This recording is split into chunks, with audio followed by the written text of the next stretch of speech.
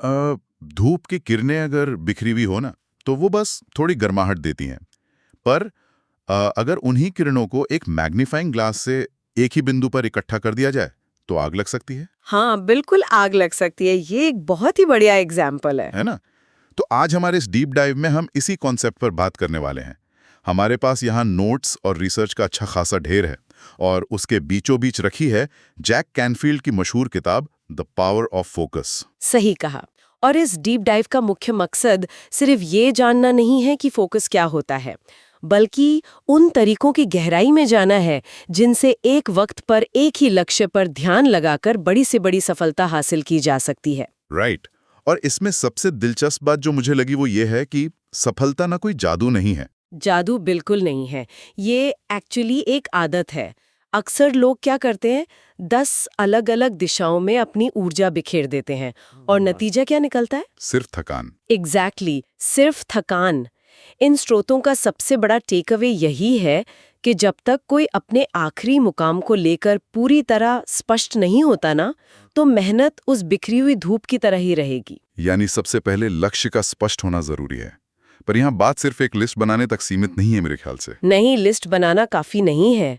लक्ष्य स्मार्ट होने चाहिए, यानी स्पेसिफिक, मेजरेबल, अचीवेबल, रियलिस्टिक और टाइमली। अच्छा, तो असली चुनौती ये तय करना है कि कौन से काम दरअसल उस लक्ष्य की तरफ ले जा रहे हैं और कौन से सिर्फ वक्त खा रहे हैं। हाँ, वही तो। सही दिशा पकड़ने के लिए प्राथमिकता तय, यानी प्रायोरिटीज सेट करना सबसे अहम है। समझ गया। पर अगर हम अपने दिन भर के कामों को देखें, तो आधे से ज्यादा ऐसे होते हैं जो सच में कोई मायने नहीं रखते।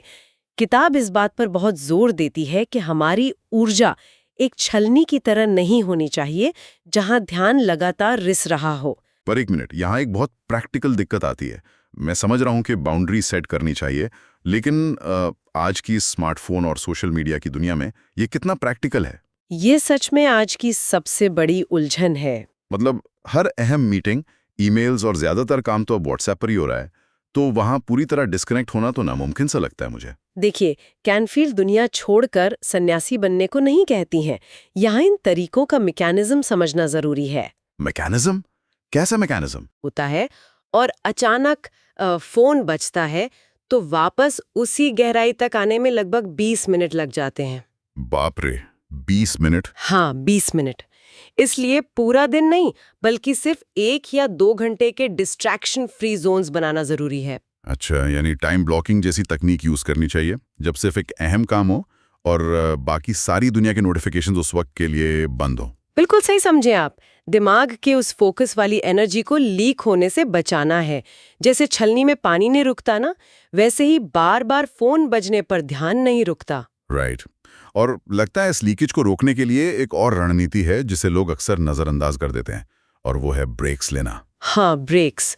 और आपको पता है, ब्रेक्स को लेकर लोगों में बहुत गलतफहमियां हैं। सच कहूं तो ये मुझे भी थोड़ा अजीब लगता है। हम हमेशा यही सुनते आए हैं कि लगातार मेहनत और जिसे आजकल हासिल कल्चर कहते हैं, वही सफलता की चाबी है। हासिल कल्चर एकदम गलत कॉन्सेप्ट है ये। तो फिर काम के बीच में रुकना उस फ्लो को तोड़ता क्यों नहीं है? मेरा मतलब है, फोकस ब्रेक नहीं होता इससे? देखिए, हमारा दिमाग किसी मशीन की तरह लगातार एक ही स्पीड पे नहीं चल सकता है। अच्छा। फोकस करने वाले जो ब्रेन सर्किट्स होते हैं ना, वो वक्त के साथ थक जाते हैं। तो जब एक छोटा ब्रेक लिया जाता है, तो दिमाग दरअसल काम करना बंद नहीं करता। वेट, सच में दिमाग चलता रहता है? हाँ, बल्कि हमारा अवचेतन मन यानी सबकॉन्शियस उन नई जानकारियों को प्रोसेस करने लगता है। ओह, इसीलिए सबसे बेहतरीन आइडियाज अक्सर चलते वक्त या नहाते वक्त आते हैं। एग्जैक्टली। ब्रेक्स लेने से थकान और बर्नआउट से बचा जा सकता है, नया दृष्टिकोण मिलता है, और छोटी सफलताओं का जश्न मनाने से मोटिवेशन बना रहता है। इसका मतलब ब्रेक्स किसी इंजन में अच्छे ऑयल जैसा काम करते हैं। जैसे इंजन लगातार चलने से गर्म होकर सीज हो सकता है, पर ब्रेक लेने से उसमें फ्रिक्शन कम हो जाता है। सही पकड़ा। और इस लंबे सफर को तय करने के लिए ना, विजुअलाइजेशन या सफलता की कल्पना करना भी एक बहुत बड़ा हिस्सा है। विजुअलाइजेशन, इसका क्या रोल है यहाँ? इस कल्पना का एक बड़ा वैज्ञानिक पहलू है। जब सफलता को मेंटली रिहर्स किया जाता है तो दिमाग उस दिशा में अपने आप रास्ते ढूंढने लगता है। क्या बात है। और इस सफर में खुद की देखभाल और एक मजबूत सपोर्ट सिस्टम का भी जिक्र आता है। बिल्कुल, एक मजबूत सपोर्ट सिस्टम जहां लोग हौसला बढ़ाएं और सही दिशा दिखाएं, इस पूरे प्रक्रिया में एक सुरक्षा कवच का काम करता है। यानी गलतियों से घबराने के बजाय उनसे सीखने का साहस यहीं से मिलता है। हाँ, वही तो, गलतियां तो होंगी पर उनसे सीखना जरूरी है। तो आज की इस पूरी चर्चा को अगर समेटा जाए तो वो मैग्नीफाइंग ग्लास वाली बात बिल्कुल साफ हो जाती है। एकदम साफ। दिमाग की ऊर्जा को एक जगह केंद्रित करना, रुकावटों को हटाना और इंजन को ठंडा रखने के लिए सही वक्त पर रुकना, यही सपनों को हकीकत में बदलने का ब्लूप्रिंट है। हाँ, यही असूल है जो सच में काम आते हैं। बिल्कुल। तो जाते जाते एक विचार जिस पर गौर करना बनता है। हम सब रोज नई चीजें सीखने के पीछे भागते हैं, पर क्या सफलता का असली राज कुछ नया सीखने में है या फिर उन आदतों को भुला देने में जो ध्यान भटकाती हैं? ये एक बहुत ही गहरा सवाल है ना? तो आज ऐसी कौन सी एक आदत है जिसे हमेशा के लिए छोड़ने का वक्त आ गया है? ये खुद से पूछने वाली बात है।